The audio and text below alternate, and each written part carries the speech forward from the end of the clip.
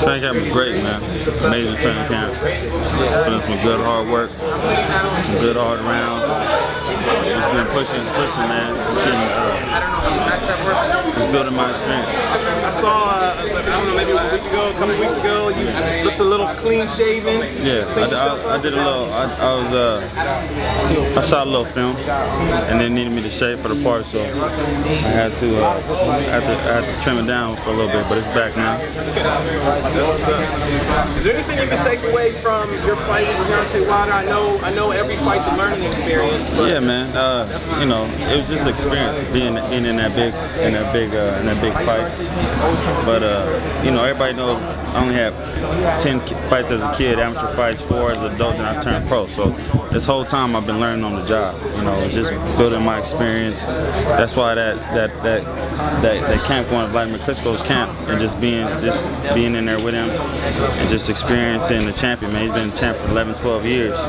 You know, just to fill him out and just to understand the work that is necessary to being a champion. You know what I mean? That's what I was able to take away from that. And just take a little bit from my training, man, to add to my game and just figure this out. You know, I understand that this is the hurt business, and now, you know, I've become the hunter. You know what I mean? So I'm definitely gonna be coming,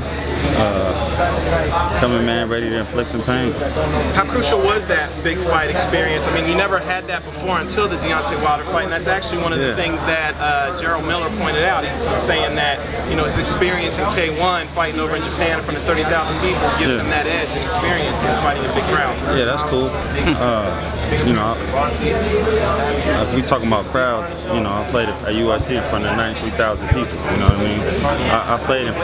I've been in front of a big amount of people. That's not the issue here. You know what I mean? The issue was, you know, my boxing experience. You know what I'm saying? And that's what I want to go work on. That's what I want to go improve. You know, and I've been steady working after my last fight to now. You know, it's been no mess around time for me. I've been focused, locked in, and I'm just ready, man. I'm just ready to show what I got. You know, I got so much inside of me that I need to let out. You know what I mean? I was a little reserved in that fight.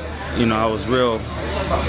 You know, I was just ready to go back there and do it again. You know what I mean? I'm a different fighter than I was in February. I am now than I was in February. And I'm just tomorrow Saturday I get to show it.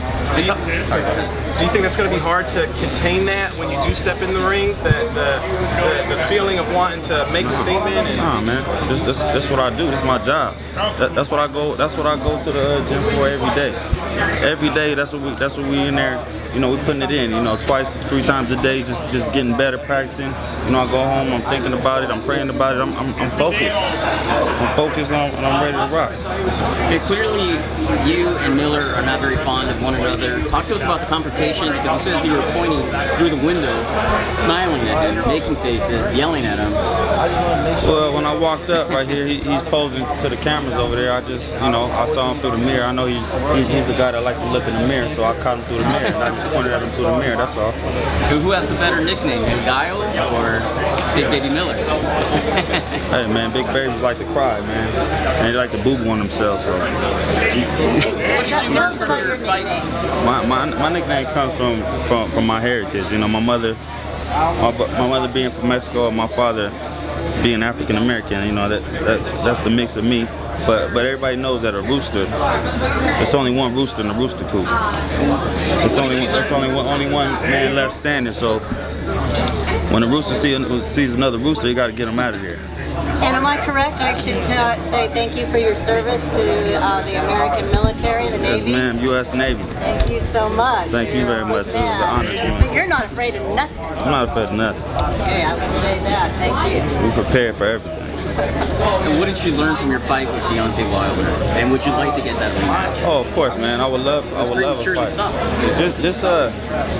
It was just, man, you know, he caught me with a nice shot, man. He caught me with a nice shot. I could take so much from that fight, you know what I mean?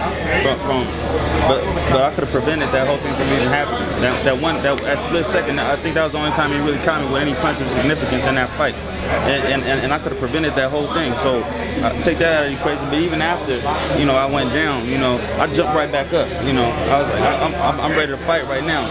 I could have took a second or two, got a game plan together, and said I'm gonna slide down, I'm gonna slide a little bit, I'm gonna move a little bit, I'm gonna defend a little something, I'm gonna grab, I'm gonna do something else. But you know, that comes with experience. I never been in that position before. You know, like I said, I'm learning on the job, man. But we putting in some good work, and we ready to go. What makes Miller so dangerous? Is there anything that you see special in this fight?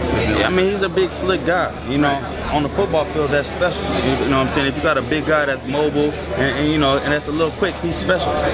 But you know, everybody knows when we get to doing the strength and conditioning, you know, those big guys, man, they get left behind, but by like 40 yards. You know what I mean? They left way back in the behind. So we'll see that tough guy stuff that's gonna last for so long. You know what I mean? If he tries to come out hard, okay, it's gonna last this long, and then you're gonna be a sitting duck. You know what I'm saying? If he tries to wait up, you know what I mean, he's going to wear out the long ways. We got answers for everything that he got. Now, there's no doubt that you're focused on this fight, but do you have a prediction for Conor versus Garcia?